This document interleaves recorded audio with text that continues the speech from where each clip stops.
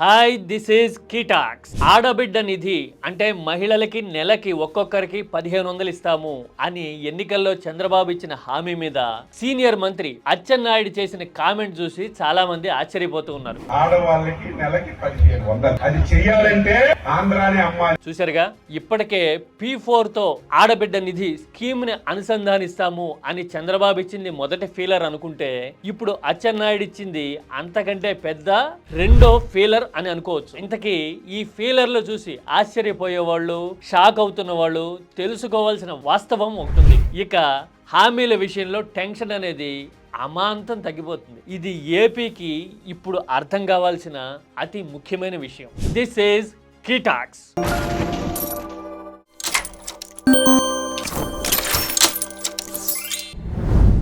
ఇచ్చిన హామీల విషయంలో దశల వారీగా క్రమంగా సప్రెస్ చేయడం అనేది చంద్రబాబు మొదటి నుంచి అనుసరించే విధానం. అయితే ఒకసారి హామీ ఇచ్చిన తర్వాత అది అమలు కానప్పుడు మళ్ళీ ప్రజల్ని ఎలా నమ్మించవచ్చు, ఆకర్షించవచ్చు అనే దానికే ఆయన దగ్గర సపరేట్ స్కూల్ ఉంటుంది. ప్రతి ఎన్నికలకి ఒక కొత్త సిలబస్ ఉంటుంది. దాన్ని ఈనాడు, ఆంధ్రజ్యోతి మీడియా సంస్థలు వాటంగా ముందుకు తీసుకెళ్తాయి. ఇది ఆరోపణ ఎంత మాత్రం కాదు, రీసెంట్ హిస్టరీ తిరిగేస్తే కనిపించే వాస్తవం అక్షరాల. 2014 ఎన్నికల్లో రాష్ట్ర విభజన టెన్షన్లో ఉన్న సమయంలో చంద్రబాబుకి మైన్యూట్ అడ్వాంటేజ్ వచ్చి గెలవడానికి ప్రధాన కారణాలు రెండు. ఒకటి రైతుల విషయంలో ఇచ్చిన హామీలు అయితే, రెండోది లాస్ట్ మినిట్లో బీజేపీతో పెట్టుకున్న పొత్తు. సరే, ఆ పొత్తు సంగతి అలా ఉంచండి. రైతుల విషయంలో ఇచ్చిన హామీలు అంటే రుణమాఫీ విషయంలో ఇచ్చిన హామీ కానీ, లేదంటే స్థిరీకరణ నిధి లాంటి హామీలు కానీ, ఆ తర్వాత అన్నా క్యాంటీన్ లాంటి ఎమోషనలైజ్ చేసిన హామీలు కానీ అందులో కొన్ని ఉంటాయి. అయితే ఈ హామీల విషయంలో ఏం చేశారు?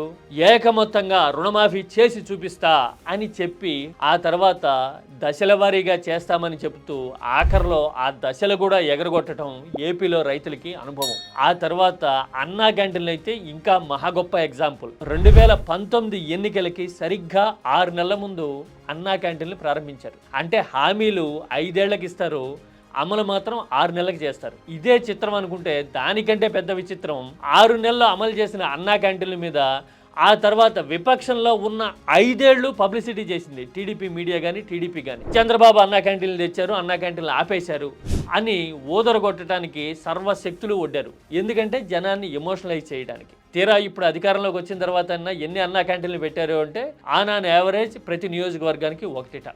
2.5 లక్షల నుంచి 3 లక్షల మంది ఒక నియోజకవర్గంలో ఉంటారు అనుకుంటే ఒక్క క్యాంటీన్ అంటే ఎంతమంది లబ్ధిదారులు ఉంటారు అనేది మనం ఉజ్జాయింపుగా అర్థం చేసేసుకోవచ్చు. ప్రత్యేకంగా నిదర్శనాలు ఏమక్కర్లా. హామీల విషయంలో ట్రాక్ రికార్డ్ ఎప్పుడూ ఇలాగే ఉంటుంది. ఆడబిడ్డ నిధి విషయంలో కూడా వ్యూహాత్మకంగా ఒక డైల్యూషన్ తీసుకొచ్చేందుకు, ఎక్స్పెక్టేషన్స్ తగ్గించేందుకు ఆడుతున్న మైండ్ గేమ్లో ఇదంతా భాగం అనేది చదువుకున్న వాళ్ళకి, ఆలోచన ఉన్న వాళ్ళకి అర్థమైపోతుంది. పైగా ఇంకో మాట, అచ్చెన్నాయుడు లాంటి సీనియర్ నాయకుడు ఊరకనే ఏ మాట అండో అనేది ఆ గట్టి చట్నీ డైలాగ్ తెలిసిన వాళ్ళకి అర్థమైపోతుంది.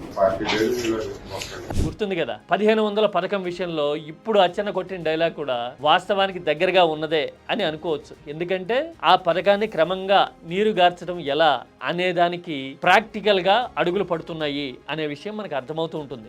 అందుకోసమే అచ్చెన్నాయుడి డైలాగ్ ని ఎక్కడ టీడీపీ అనుకూల మీడియా ప్రస్తావించకపోవడం అనేది కనపడుతూ ఉంది. ఇలాంటి డైలాగులు జనంలోకి వెళ్ళిపోవాలి, వాటి మీద చర్చ జరగాలి. అచ్చా అది ఇవ్వరన్నమాట అని సైకలాజికల్ గా మహిళలు ఫిక్స్ అయిపోవాలి. ఆ తర్వాత ఎప్పుడో దాంట్లో కదలిక ఉంటే ఉంటుంది, లేకపోతే కనుక అలాగే నెట్టుకొస్తూ మిగతా ఇష్యూస్ మీదకి డైవర్ట్ చేసుకుంటూ ముందుకెళ్ళిపోవటమే. జస్ట్ లైక్ రుణమాఫీ లాంటి విషయాల్లో చేసినట్టుగా. అందుకోసమే అచ్చెన్నాయుడు కొట్టిన ఈ డైలాగ్ మీద షాక్ అవ్వడం కంటే అర్థం చేసుకోవాల్సిన పాయింట్ అనేది చాలా ఎక్కువగా ఉంది. అవునా కదా? This is కీటాక్స్.